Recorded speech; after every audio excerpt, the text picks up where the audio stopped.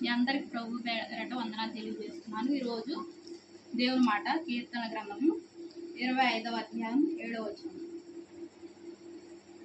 యెహోవా నీ కరుణాతిశయములను జ్ఞాపకం చేసుకును, నీ కృపాతిశయములను జ్ఞాపకం చేసుకును, అవి పూర్వం నుండి ఉన్నవి కదా. దేవుడు ఆయన యొక్క కరుణాతిశయములను జ్ఞాపకం చేసుకునే దేవుడు, ఆయన యొక్క కృపాతిశయములను జ్ఞాపకం చేసుకునే దేవుడు. ప్రతి ఒక్కరి మీద ఆయన కృప విస్తారంగా ఉంది. ఆయన కృప విస్తారంగా ఉంది. పొందుకునే స్థితి నీకు నాకు ఉండాలి. ప్రియమైన దేవుని మాట వింటున్న వాళ్ళారా, ఆ కృపాతిశయమును మనం పొందుకుంటే దేవుడు చేస్తానన్నవన్నీ తప్పక చేసే దేవుడుగా ఉన్నాడు.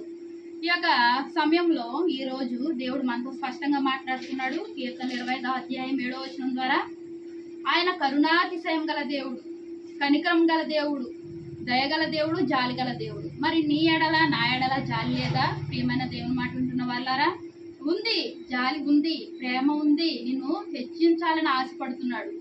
కానీ నాకు నీకు ఏవో దేవునికి మన మధ్యలో ఏవో అడ్డుగా ఉన్న కారణంగా వాటిని మనం పొందుకోలేకపోతున్నామేమో. ఇవి మనము ఒకసారి పరిశీలించుకుంటే దేవుని యొక్క ముఖ దర్శనంలో ఎలా కనపడతాయి అనుకోవచ్చు. మనం ప్రార్థించినప్పుడు, తండ్రి ఈ కార్యం జరగట్లేదు, ఎందువల్ల జరగడం లేదో నాకు తెలియడం లేదయ్యా, పాపిని తండ్రి, నాయన నా తల్లి గర్భంలోనే నేను పాపిని అని మనం ప్రార్థన చేసుకుంటే అది ఏ అడ్డో, ఒకవేళ మన మాటలే కావచ్చు, లేకపోతే ఎవరి మీద కోపమే కావచ్చు, ఏదైనా సరే అది మనకు గుర్తుకొస్తుంది. దేవుని యొక్క తేజస్సులో ఆయన సూర్యుని వలె ప్రకాశించే తేజస్సు కలిగిన వాడు. ఆయన ప్రార్థన చేస్తూ ఉంటే అదృశ్యమైన తేజస్సులో మనకి కనపడుతుంది.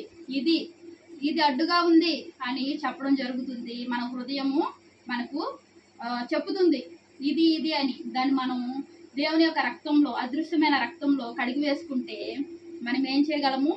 దేవుని యొక్క ఆశీర్వాదాలను పొందుకోగలము. మనం చేయవలసిందల్లా మనము జ్ఞాపకం చేసుకొని దేవునికి మనకు ఉన్న అడ్డును తొలగించుకోవడమే. ఆయన కరుణాతిశయం గల దేవుడు, అలాగే కృపా మహాతిశయం గల దేవుడు. ఆ కృపను, ఆ కనికరమును, ఆ కరుణను మనపై చూపడానికి సిద్ధంగా ఉన్నాడు. కాబట్టి మనము ఏం చేయాలి? దేవుని సన్నిధిలో మొరపెట్టుకొని అడ్డును తొలగించుకుంటే గొప్ప మేలును పొందుకొని దేవుని ఆశీర్వాదాలు పొందుకొని ముందుకు సాగిపోతాం. దేవుని పొందనాలు ప్రార్థిస్తాం. మహాప్రేమ గల తండ్రి, కృపగల ఆయన, ఒక కీర్తన 25వ అధ్యాయం 7వ వచనం ద్వారా ప్రభును మాట్లాడిన విధానాన్ని బట్టి వందనాలు చెల్లించుకుంటున్నానయ్యా. కరుణాతిశయం గల దేవుడు అయ్యా, కృపాతిశయం గల దేవుడు అయ్యా తండ్రి.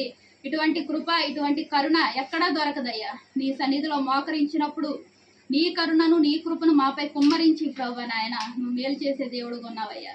తండ్రి నీకు ఎన్నో వందనాలు, స్తోత్రాలు చెల్లించుకుంటూ వాక్యం వింటున్న ప్రతి ఒక్కరి మీద నీ కృపను, నీ కరుణను తండ్రి నాయన కుమ్మరించి తండ్రి నాయన ఆశీర్వాదాలు పొందుకునే కృపను మాకు అనుగ్రహించమని నువ్వు అనుగ్రహిస్తున్నందుకు వందనాలు చెల్లించుకుంటే వేస్తున్నాము, వేడుకుంటున్నాను తండ్రి. ఆమేన్. Praise lord.